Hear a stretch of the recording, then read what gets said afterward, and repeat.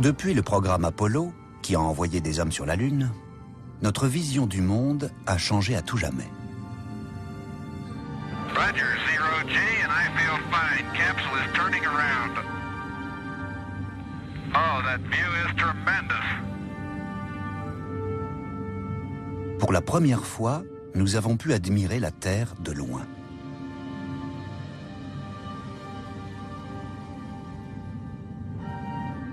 Nous avons alors pris conscience que la planète bleue était un objet unique dans l'espace.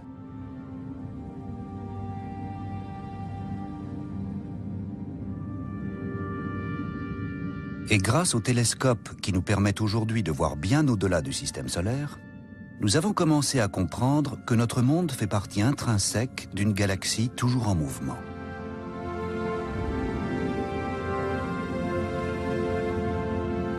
Et une idée nouvelle se dessine.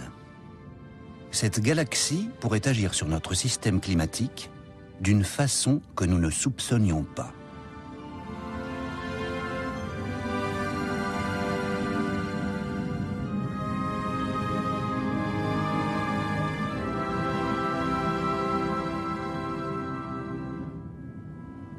Depuis plus de 10 ans, le physicien danois Henrik Svensmark travaille sur une nouvelle théorie du climat qui pourrait remettre en cause notre compréhension du changement climatique. Tous les processus qui se produisent dans notre univers, des explosions stellaires aux grandes variations d'intensité de l'activité solaire, nous touchent de façon beaucoup plus directe que nous ne le pensions. Nous avons suivi Henrik Svensmark dans sa lutte pour se faire entendre.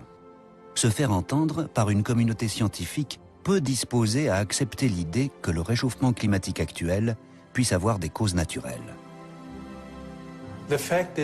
Les nuages et la vapeur d'eau produisent un effet de serre considérable sur le climat terrestre.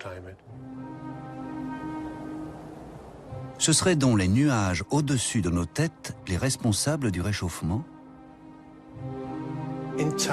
Tout le monde se préoccupe du dioxyde de carbone, mais les nuages jouent un rôle déterminant dans le changement climatique.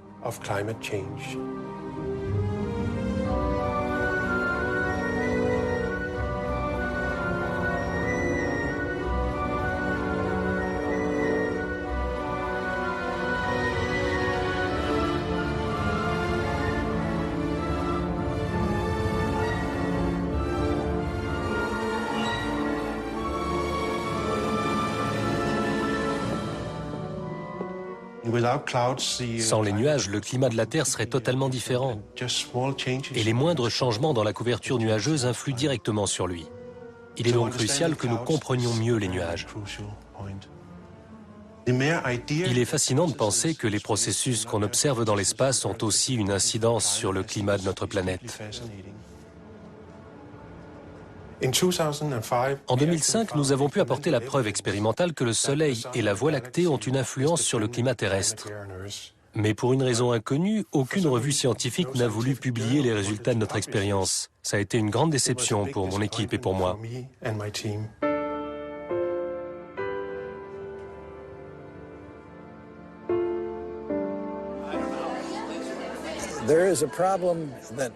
Nous sommes confrontés à un problème somme toute récurrent. Les idées novatrices sont rarement bien acceptées par les milieux scientifiques. Et ça, d'autant plus lorsqu'elles proviennent de quelqu'un de jeune et d'inconnu dans le domaine de recherche concerné. Il peut alors avoir beaucoup de mal à faire publier ses travaux. Notre théorie peut se résumer ainsi.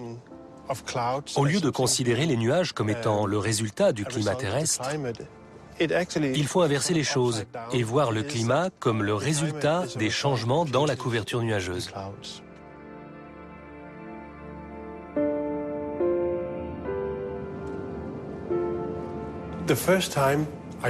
Pour la première fois, l'intuition de l'importance des nuages dans le climat terrestre lorsque mon patron, Egil Friis Christensen, a découvert une remarquable corrélation entre l'activité solaire et les températures terrestres.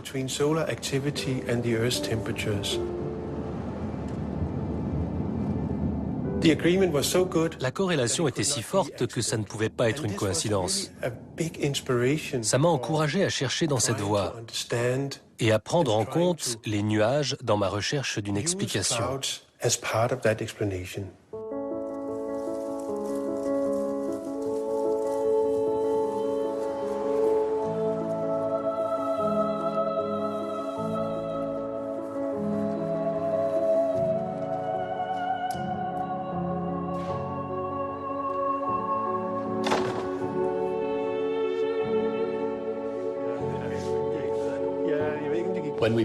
Quand nous avons publié ces travaux en 1991, tout le monde pensait que le réchauffement des 100 dernières années était dû avant tout à l'augmentation du dioxyde de carbone du fait de l'activité humaine.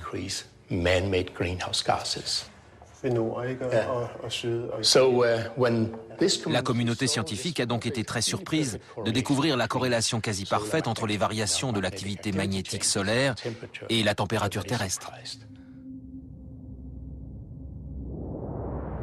Nos expériences montraient de façon très claire que lorsque l'activité magnétique du Soleil était plus importante, la température de la Terre était plus élevée. Personne n'était en mesure d'expliquer quel mécanisme pouvait être à l'origine de ce phénomène.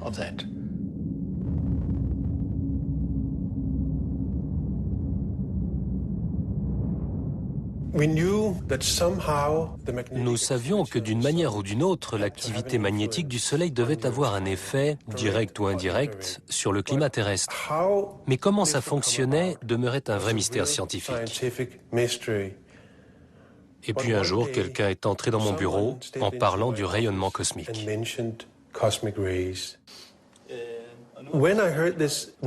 Lorsque j'ai entendu ce terme, j'ai immédiatement pensé à une expérience que j'avais faite au lycée, dans ce qu'on appelait une chambre à nuages. À l'intérieur de cette chambre, l'air est super saturé, et quand les particules des rayons cosmiques le traversent, ça produit une chaîne de gouttelettes qui forment comme un petit nuage. Avec cette image en tête, je me suis dit, et si le rayonnement cosmique était responsable de la formation des nuages? Et si le Soleil, avec son champ magnétique, était capable de modifier la couverture nuageuse de la Terre? Nous aurions alors une parfaite explication du changement climatique. Le Soleil en serait le principal responsable, par le biais des nuages que nous voyons chaque jour dans le ciel.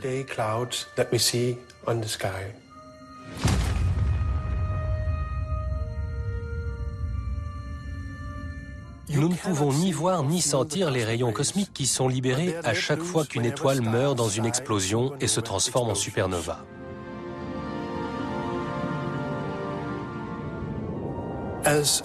Ces particules atomiques, chargées d'une fantastique énergie, sont propulsées dans la galaxie à une vitesse proche de celle de la lumière.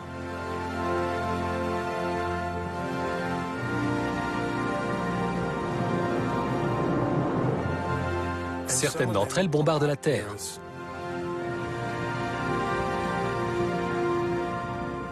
Mais le Soleil combat ces rayons cosmiques et contrôle le nombre de ceux qui frappent l'atmosphère terrestre.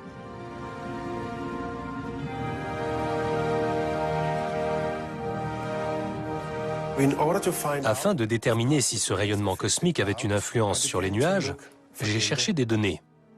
J'ai utilisé des données satellites sur la variation du nombre de nuages dans l'atmosphère et je les ai comparées aux variations d'intensité du rayonnement cosmique. J'ai été très surpris de découvrir qu'il existait une corrélation quasi parfaite entre les deux. La courbe rouge représente le rayonnement cosmique. Vous pouvez voir ces variations. Et la courbe bleue représente la couverture nuageuse. Ça signifie donc que le rayonnement cosmique a une influence sur le climat terrestre. C'est fascinant, car ça implique que l'espace a un impact direct sur nous.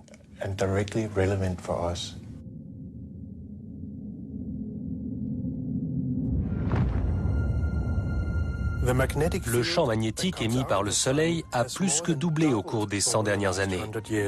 De ce fait, une moins grande quantité de rayons cosmiques a pu pénétrer dans l'atmosphère et moins de nuages se sont formés.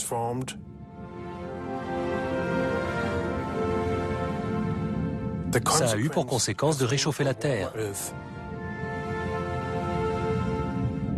Quand un fort champ magnétique émane du Soleil, ça diminue la quantité de rayons cosmiques qui balaient la Terre, ce qui signifie qu'il y aura moins de nuages pour nous tenir au frais.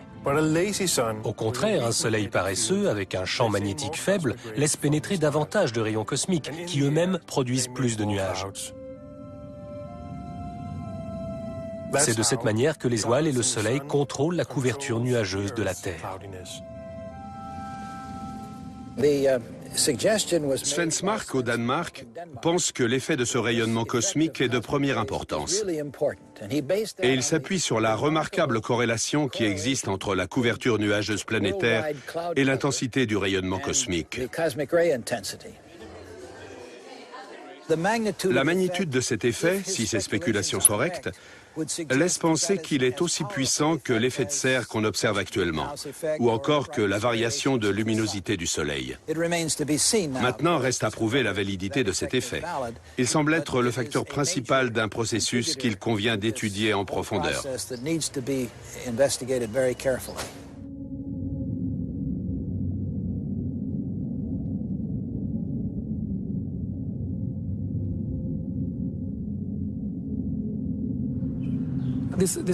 Cette idée de lien entre le rayonnement cosmique et les modulations de la couverture nuageuse est l'un des mécanismes les plus intéressants à étudier aujourd'hui. Les résultats des recherches menées au Danemark ont fait apparaître une très bonne corrélation entre la modulation des nuages et celle du rayonnement cosmique sur 50 ans. On voit bien ici que le champ magnétique du Soleil a une importance capitale. Ça permet de comprendre tout le cycle et aussi la façon dont le Soleil a changé sur le long terme. Nous savons maintenant que le champ magnétique du Soleil a augmenté et que le Soleil est de plus en plus actif. Au cours des 100 dernières années, son activité a été multipliée par 2. Le Soleil contrôle la quantité de rayonnement cosmique dans l'atmosphère grâce à l'étendue de son champ magnétique. Quand le Soleil est très actif, moins de rayons cosmiques peuvent entrer dans notre système. Et quand, au contraire, il est moins actif, il en pénètre plus. En période de forte activité solaire, il y a donc moins de nuages.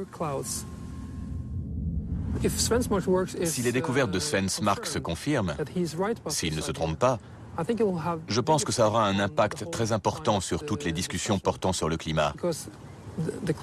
Car les nuages influent sur le climat, en bloquant le rayonnement. Maintenant, il faut entreprendre des recherches pour essayer de mieux comprendre ce mécanisme. C'est un sujet qui doit être pris très au sérieux. Il faut encourager les recherches dans ce sens.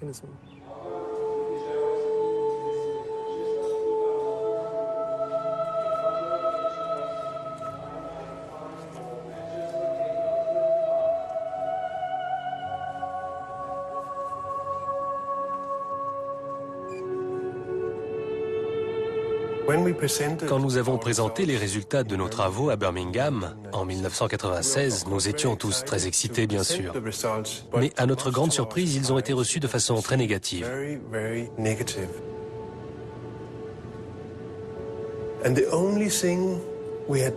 Pourtant, nous n'avions fait que dévoiler des résultats scientifiques qui prouvaient que le Soleil, à travers son action sur les nuages, pouvait jouer un rôle majeur dans le réchauffement climatique. For climate.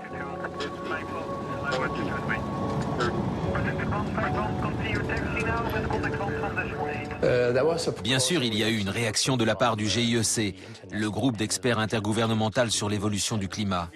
Bert Bolin, qui en était le président à l'époque, considérait qu'il était irresponsable de notre part de déclarer qu'un autre facteur que le dioxyde de carbone puisse avoir une influence majeure sur le climat.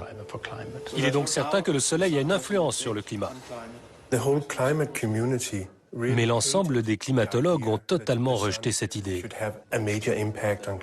Pour eux, nos théories étaient dangereuses. J'ai vraiment été choqué par certaines de leurs réactions.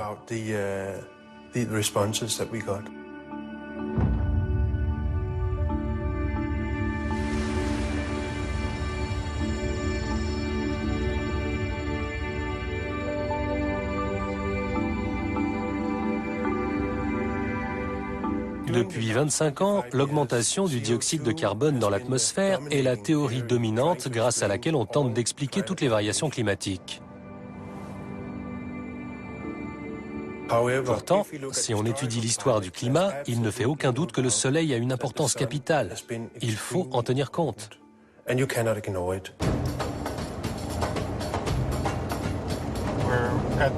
Nous sommes au bord de la mer Morte et nous allons à Naal Perazim, qui est l'un des meilleurs endroits pour observer les variations climatiques qui se sont produites dans cette région.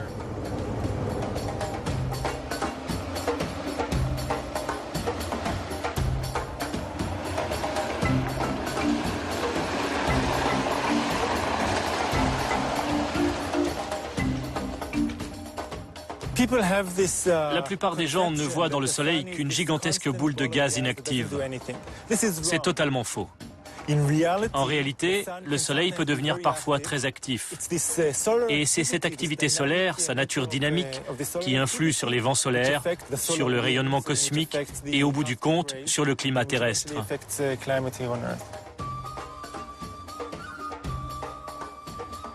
Les variations climatiques des dernières décennies, des derniers siècles et même des derniers millénaires peuvent être reconstruites grâce à différents points du globe.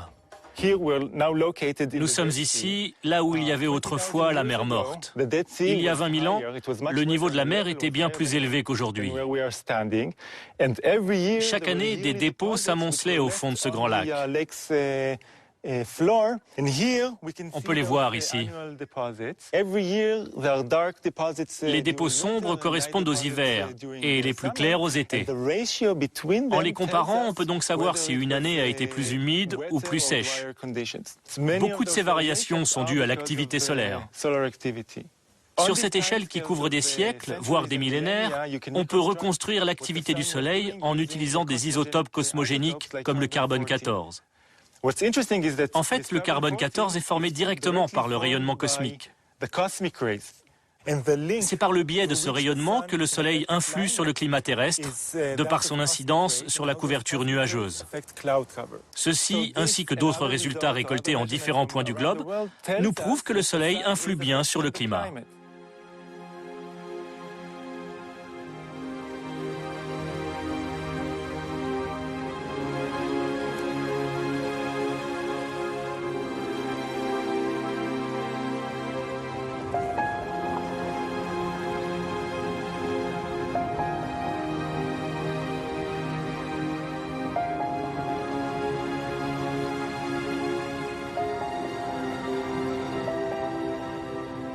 Le lien entre l'activité solaire et le climat terrestre n'a rien d'hypothétique.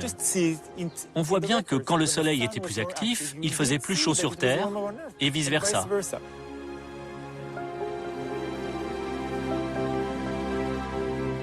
Il y a 300 ans, par exemple, le Soleil n'était pas très actif.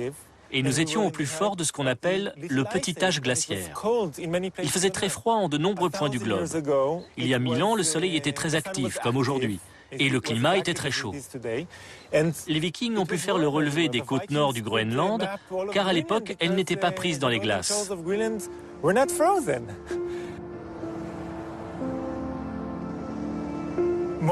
La plupart des gens pensent que le changement climatique actuel est dû au dioxyde de carbone. Mais il est en fait en grande partie dû au Soleil.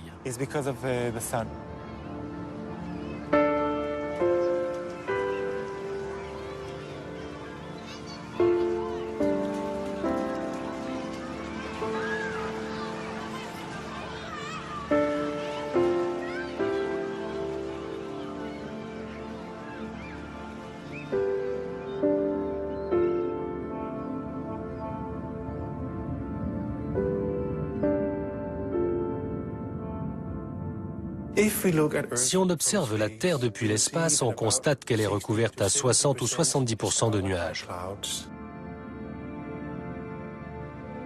Si davantage de rayons cosmiques arrivent jusqu'à la Terre, nous aurons légèrement plus de nuages.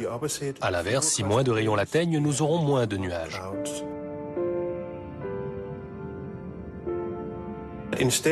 Il ne faut donc plus se dire que les nuages résultent du climat, mais que c'est plutôt le climat qui résulte des nuages, car ces derniers obéissent aux étoiles.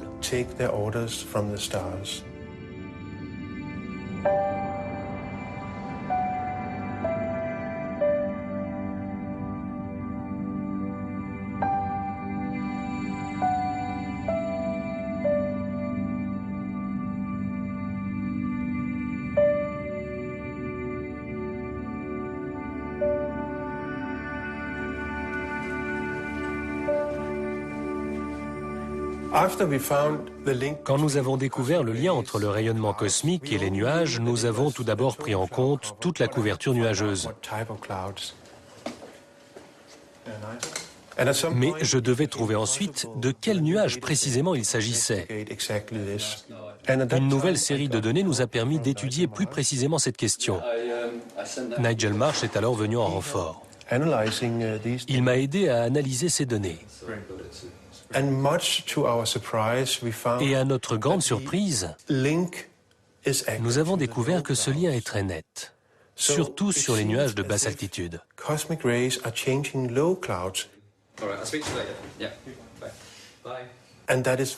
Ce sont de bonnes nouvelles pour notre théorie.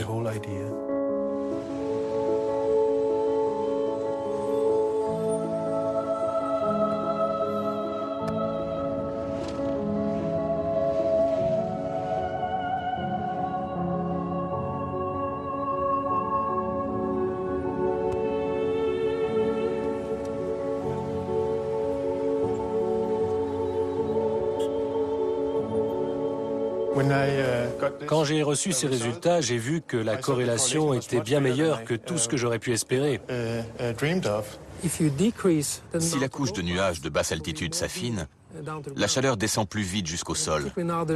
Ces recherches sont très intéressantes car elles montrent que seuls les nuages de basse altitude jouent un rôle. Il nous manque toujours des éléments pour comprendre le mécanisme dans son ensemble, et c'est précisément là-dessus que nous travaillons.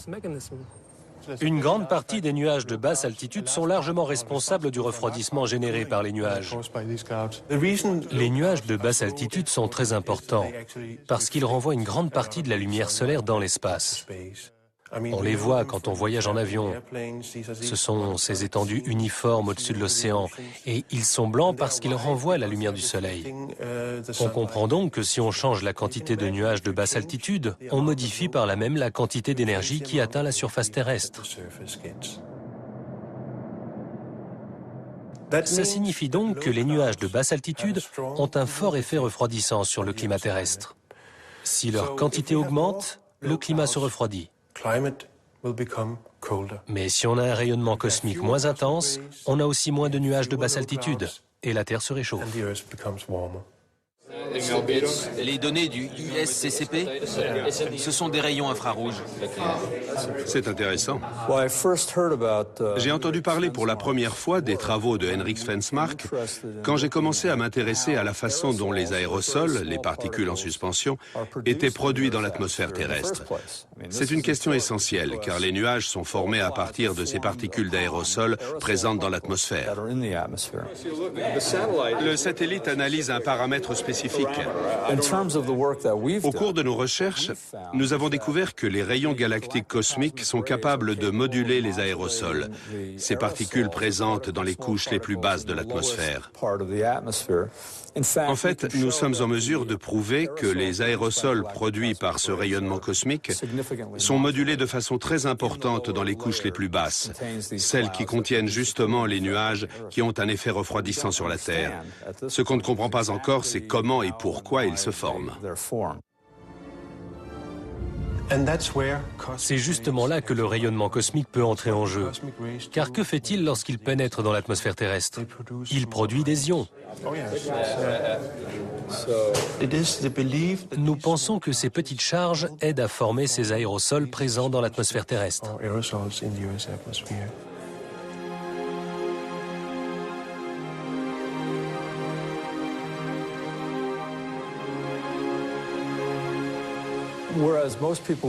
Pour la plupart des gens, puisqu'il y a de l'eau dans l'atmosphère, c'est logique qu'il y ait des nuages.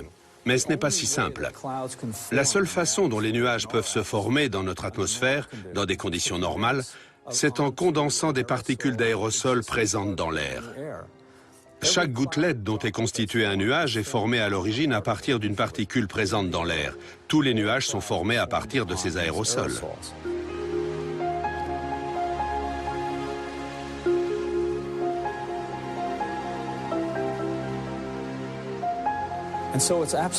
Il est donc capital de découvrir comment ces particules apparaissent et quelles sont leurs propriétés.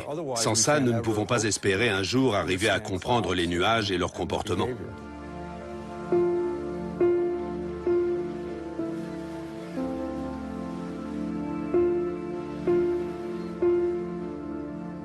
En science, il ne suffit pas d'avoir une bonne théorie.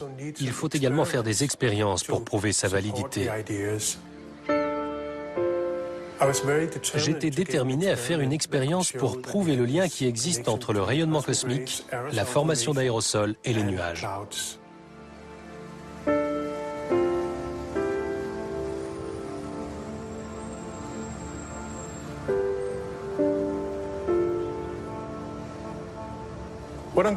Je vais vous parler du rayonnement cosmique. Ce sont des particules chargées d'énergie.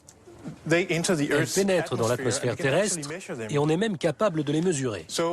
Quand l'activité solaire est à son maximum, on constate que peu de rayons cosmiques pénètrent dans l'atmosphère terrestre. Ça s'explique par le fait que le Soleil a alors un champ magnétique très puissant. Les particules présentes dans l'espace galactique ont beaucoup de mal à entrer dans le système solaire. Il semble donc y avoir un lien entre les changements dans l'activité solaire et les changements de climat.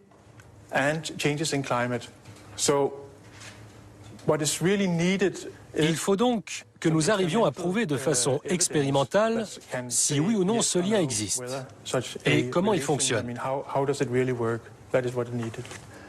Tout laisse à croire que nous serons bientôt en mesure de pratiquer prochainement une expérience de ce type. J'aimerais juste dire que cette expérience est excessivement mal conçue et témoigne d'une méconnaissance totale de la façon dont se comportent les nuages. Quel que soit l'angle sous lequel on la considère, elle est très mal conçue et ne vous apprendra rien sur ce qui se passe dans l'atmosphère. Je ne suis pas d'accord. Je précise que les gens qui travaillent avec nous sont des experts en aérosol et en chimie atmosphérique. Ils savent donc de quoi ils parlent. Et je sais qu'eux aussi seront en désaccord avec vous. Je sais qu'il y a des points de vue différents sur la question, mais le vôtre est extrême.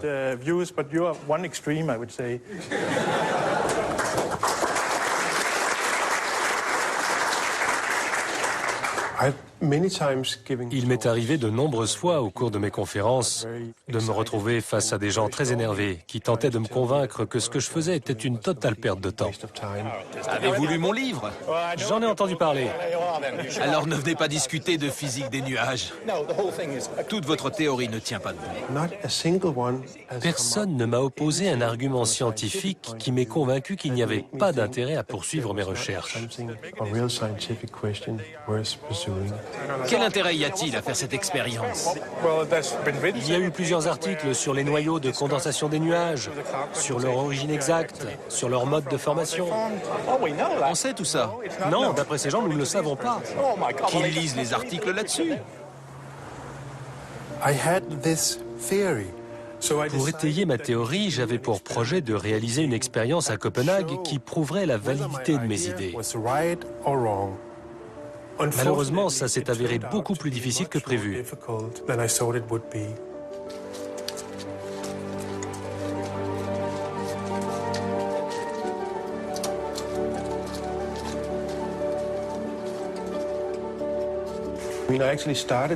Nous nous sommes lancés dans cette aventure sans aucun financement. J'ai poursuivi mes travaux en espérant qu'on finirait par trouver de l'argent. On a dû construire le laboratoire, préparer l'expérience, trouver les fonds. En tout, ça nous a demandé 4 ans. Cette expérience doit nous permettre de découvrir le rôle exact que joue le rayonnement cosmique. Nous espérons arriver à reproduire les processus qui se déroulent dans l'atmosphère. Cette chambre est construite de telle façon qu'on puisse contrôler les ions qui s'y trouvent. Nous cherchons ainsi à mettre en évidence l'importance des ions dans la formation de nouveaux aérosols et par là même de nouveaux nuages.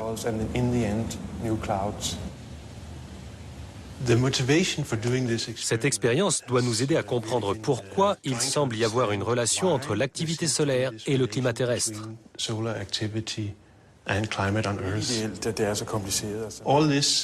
Toute l'agitation politique qui entoure la question du réchauffement climatique n'a rien à voir avec la science.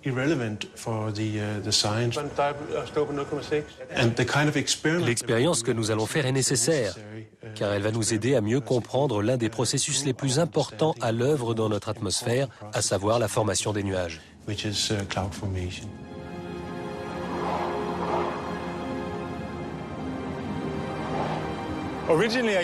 J'ai commencé à m'intéresser au sujet quand un collègue allemand m'a demandé quels étaient les effets des supernovae sur la vie terrestre. J'ai décidé de lui faire une réponse sérieuse. J'ai commencé à lire des articles sur le sujet et je suis tombé sur les travaux de Svensmark sur le rayonnement cosmique et la couverture nuageuse.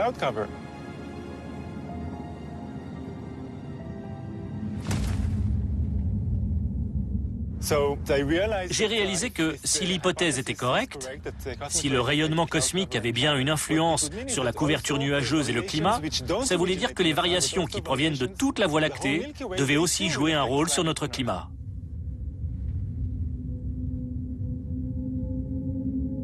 Je m'intéresse à l'astronomie depuis l'enfance. C'est pour ça que je suis devenu astronome. J'ai toujours aimé la Voie lactée. J'aime sortir dans la nuit et admirer la merveilleuse galaxie dans laquelle nous nous trouvons. C'est là que nous vivons. Tout ça a une influence sur nous, sur le climat de la Terre. Et ça doit être pris en compte si on veut comprendre les variations climatiques du passé.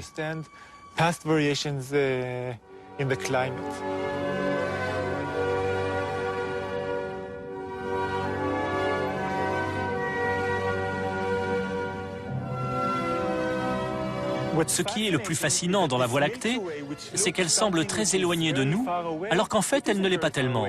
On en fait partie, et ce qui nous lie à la Voie lactée, c'est précisément le rayonnement cosmique.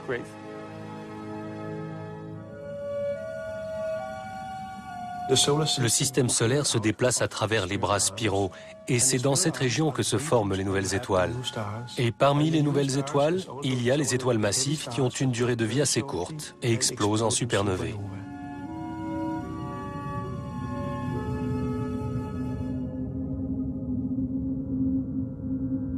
Ça signifie que la Terre reçoit davantage de rayonnement cosmique quand elle se rapproche des bras spiraux. Si on regarde la Voie lactée d'en haut, on compte 4 bras spiraux, car elle fait partie des galaxies à bras spiraux. Nous-mêmes, nous sommes situés ici, sur un bras plus petit. Nous faisons le tour du Soleil en 1 an, mais tout le système solaire tourne autour de la Voie lactée en 250 millions d'années, ce qu'on appelle une année galactique. Ça signifie que tous les 150 millions d'années, quand on traverse un bras spiral, la température tombe de 5 à 10 degrés. Quand on est en dehors du bras, il fait plus chaud.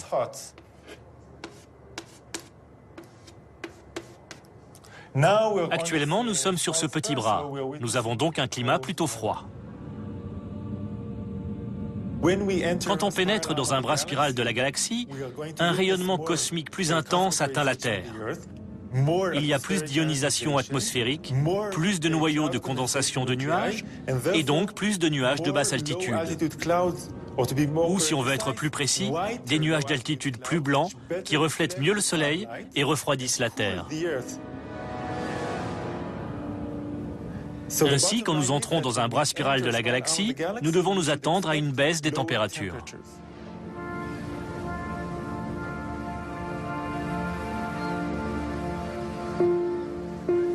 Il y a 100 millions d'années, ces falaises formaient le fond d'un océan chaud.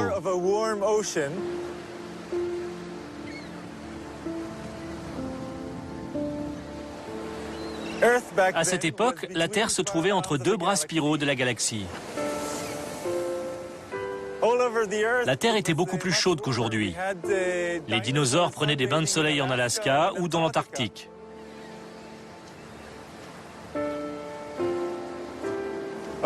Il y a environ 70 millions d'années, nous avons commencé à approcher puis à entrer dans le bras spiral du Sagittaire.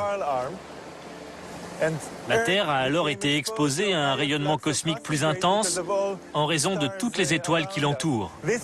Ceci a été à l'origine d'une augmentation de la couverture nuageuse et par là même d'un refroidissement de la Terre.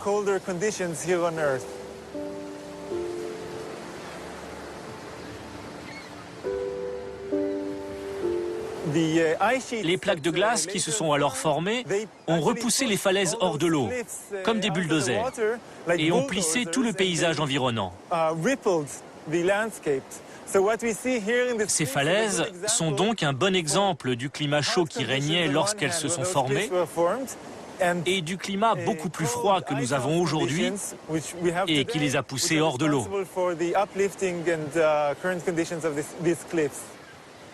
Il peut sembler bizarre de parler de conditions d'air glaciaire quand on fait référence à la période actuelle. Mais durant la plus grande partie de son histoire, notre planète n'avait pas de calotte glaciaire, alors qu'aujourd'hui elle en a.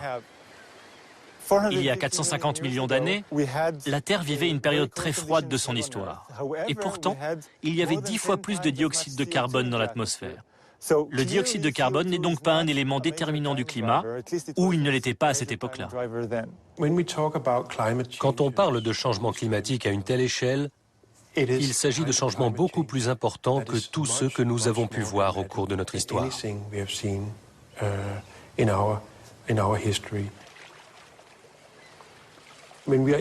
Quand nous sommes entre deux bras spiraux, il semble que nous soyons dans une période chaude, et la glace présente sur Terre se met alors à fondre jusqu'à disparaître totalement. Quand on se trouve dans un bras spiral, la moitié de la surface de la Terre est recouverte de glace, et les changements climatiques sont beaucoup plus importants que tout ce que nous avons pu voir récemment.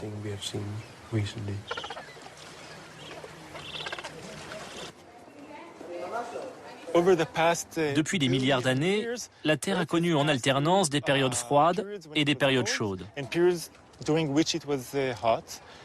Or, comme par hasard, les périodes froides correspondent aux données astronomiques qui indiquent les moments de passage à travers les bras spiraux de la galaxie. Je me suis aperçu qu'on pouvait reconstituer les variations d'intensité du rayonnement cosmique grâce à ces météorites de fer. Car une fois qu'elles se sont détachées des astéroïdes, elles sont exposées au rayonnement cosmique du système solaire et l'enregistrent durant des centaines de millions d'années. Or, on a ainsi découvert que l'intensité du rayonnement cosmique varie exactement comme les données astronomiques le laissaient prévoir, et aussi en corrélation avec les variations climatiques qu'on peut reconstruire à partir des données géologiques.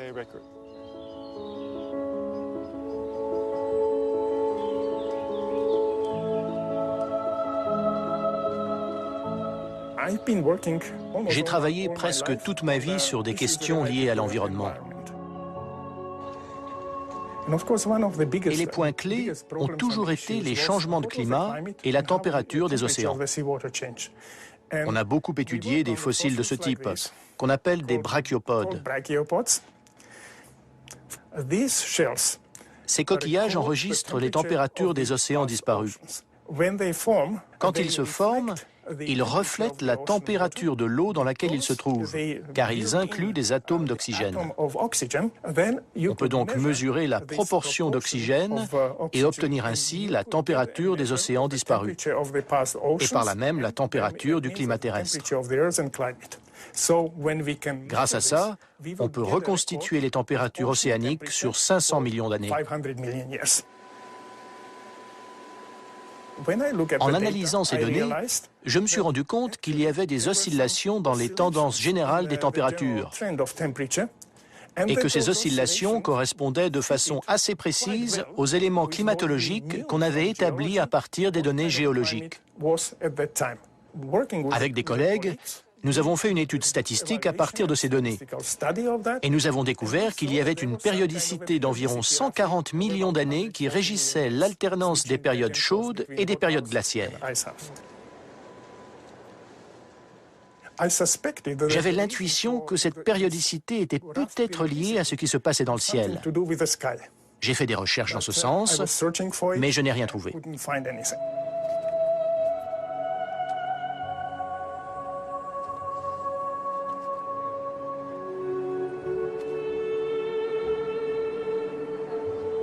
J'ai fini par abandonner, faute de trouver une explication satisfaisante. Jan Weiser a reconstitué les températures passées en utilisant des données géochimiques. La différence entre ses travaux et les miens, c'était que lui obtenait vraiment des températures. Il savait exactement quel était le degré de froid ou de chaleur sur Terre. Je l'ai donc contacté par email. Un soir, j'étais en train de travailler à mon bureau quand j'ai reçu un email. C'était Nir Shaviv qui m'écrivait « J'ai peut-être une explication pour vous ». Il me disait qu'il étudiait les variations d'intensité du rayonnement cosmique sur les mêmes intervalles temporels que moi, et que ces variations d'intensité du rayonnement qui atteignaient la Terre sur cette période étaient plus ou moins semblables aux variations que nous avions observées dans les atomes d'oxygène ou dans le climat. J'ai travaillé en collaboration avec Jan Weiser et nous avons reconstitué les températures terrestres. On a découvert que la température était plus froide de 5 à 10 degrés quand on était à l'intérieur d'un bras spiral de la galaxie. Personne n'avait mis ça en évidence avant, et nous étions très surpris. Mais le plus intéressant, c'est que ça signifie que le rayonnement cosmique est le facteur le plus important pour le climat de la Terre, du moins à l'échelle géologique. Et la seule explication qu'on puisse donner à ça est la théorie de Svensmark sur la couverture nuageuse. Quand on compare les données géologiques et les données astronomiques, voilà ce que ça donne. Vous pouvez constater qu'il y a une correspondance. La courbe noire représente la reconstruction géologique des températures sur la Terre sur la base des données géochimiques de Jan Weiser. Et en rouge, vous avez la variation de l'intensité du rayonnement cosmique. Quand on voit ces deux courbes, on constate une très forte corrélation. Statistiquement, c'est très parlant. Mais même sans se plonger dans les chiffres, devant ça, on voit tout de suite que c'est très significatif. On a dit et répété que le Soleil n'était pas responsable du réchauffement qu'on constate depuis 20 ou 40 ans.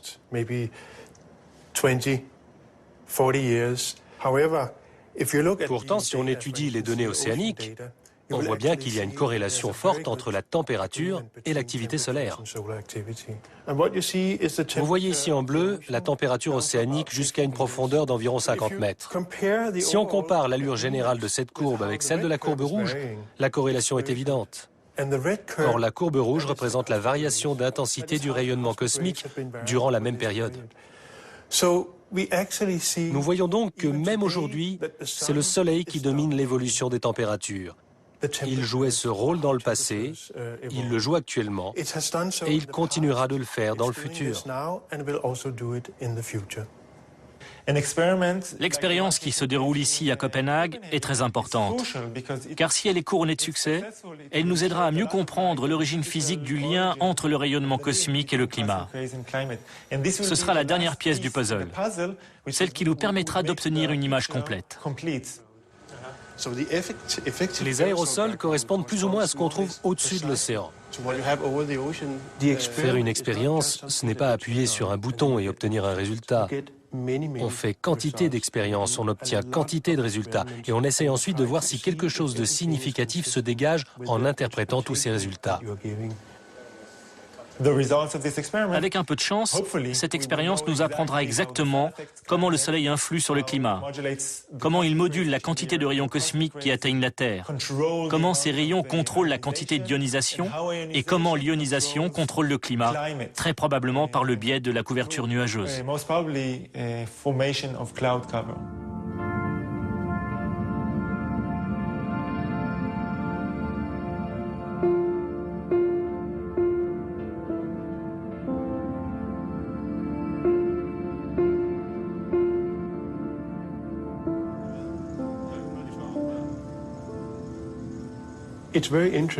C'est passionnant, après 8 ans de travail, d'arriver à la phase d'analyse de cette série d'expériences.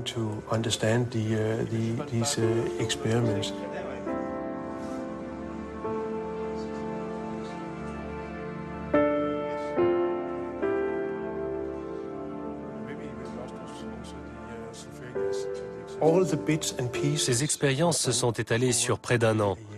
Ce n'est donc pas comme si on obtenait un résultat du jour au lendemain et qu'on sautait de joie à sa lecture. Ça ne se passe pas du tout comme ça. C'est avant tout beaucoup de travail.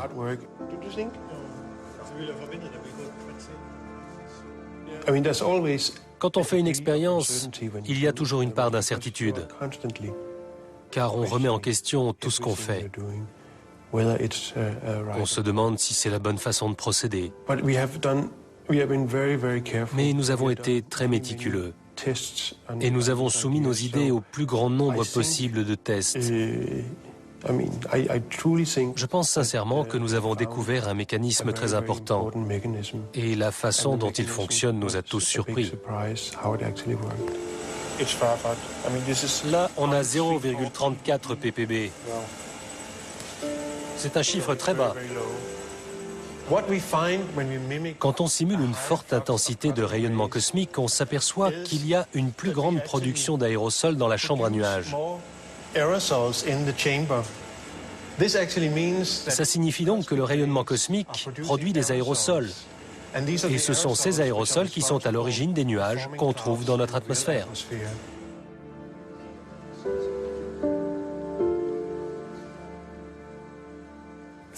Grâce à nos expériences, nous avons découvert une nouvelle forme de chimie atmosphérique que nous croyons être responsable de la formation de nouveaux aérosols et par là même de nuages dans l'atmosphère terrestre.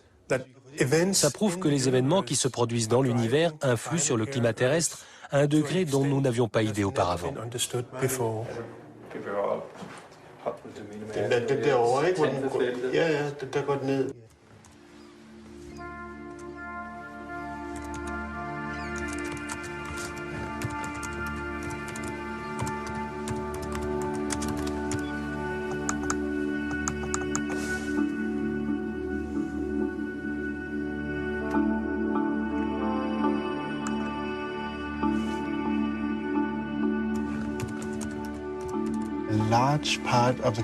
Une grande partie des nuages que nous voyons dans le ciel résulte du processus que nous avons mis en évidence par nos expériences.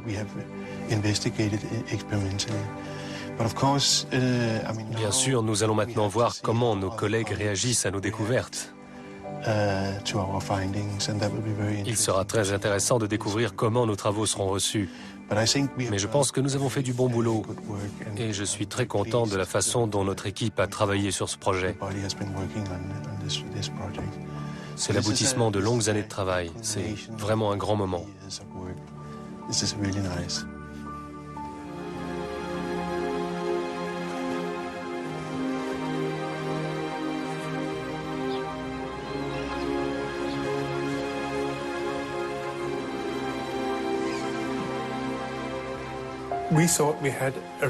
Nous pensions avoir fait une découverte majeure en mettant en évidence comment le rayonnement cosmique influe sur la couverture nuageuse et par là même sur le climat de notre planète. Mais pour des raisons mystérieuses, nous n'avons pas réussi à faire publier nos travaux. Nous les avons présentés à 4 reprises à plusieurs revues scientifiques, mais nous n'avons pas réussi à faire publier nos résultats.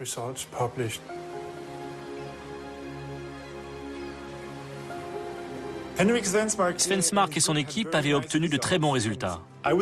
Et je pensais qu'ils seraient publiés immédiatement ou dans les mois qui suivraient leur découverte. Or, ils ont mis 16 mois à se faire publier. La raison à cela est, selon moi, une réticence de la communauté scientifique, et plus précisément celle qui soutient que l'effet de serre est dû à l'activité humaine, à accepter l'idée que cette nouvelle théorie, déjà étayée par quantité de preuves empiriques, le soit maintenant par des preuves expérimentales.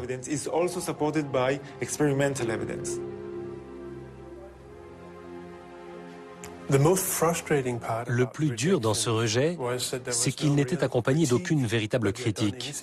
On ne nous accusait pas d'être dans l'erreur, on nous faisait plutôt des remarques du genre « ce n'est pas intéressant » ou « c'est trop long ». Il n'y avait pas de réelle critique de nos idées, ce qui était encore pire pour nous.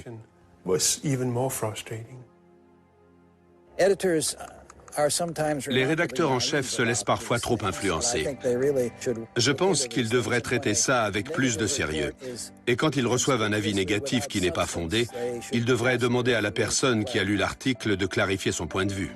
Ce sujet prend une nouvelle dimension, car le réchauffement climatique est devenu un enjeu politique. Ça devient soudain politiquement incorrect. Aux États-Unis, il y a de très bons travaux de recherche sur le réchauffement climatique qui ne sont pas publiés uniquement parce que quelqu'un en a décidé ainsi. Ce n'est pas seulement dommage pour l'auteur, mais aussi pour ce pays et pour le monde, car c'est un problème que nous devons comprendre pour pouvoir agir.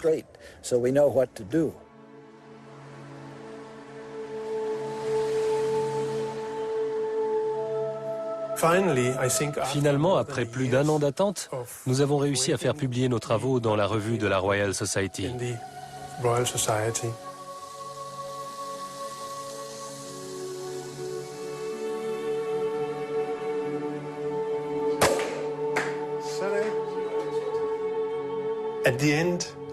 Alors que cette aventure se termine, je peux dire en confiance, oui, nous avons trouvé une très belle solution au mystère des nuages. Il reste cependant un mystère, celui de savoir quand le reste de la communauté des climatologues comprendra que ce sont des forces extérieures à notre planète qui contrôlent notre climat. Le Soleil influe sur le climat terrestre. La Voie lactée aussi. Et si on veut comprendre ce qui se passe, il faut prendre en compte ces deux facteurs. C'est merveilleux, car ça nous fait prendre conscience que nous ne vivons pas isolés sur notre petite planète, mais que nous faisons partie de l'écosystème galactique. Nous sommes les témoins de ce qui se passe autour de nous.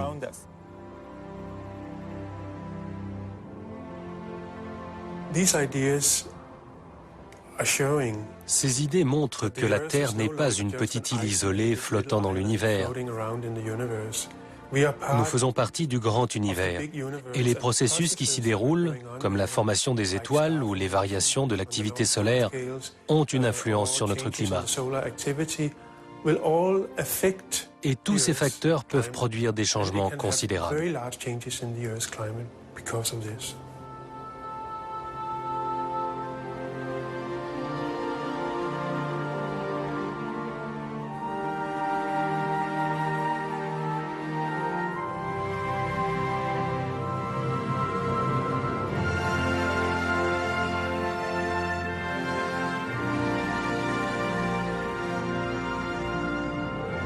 La semaine prochaine, nous ferons une incursion en milieu médical, sujet le cancer de la prostate.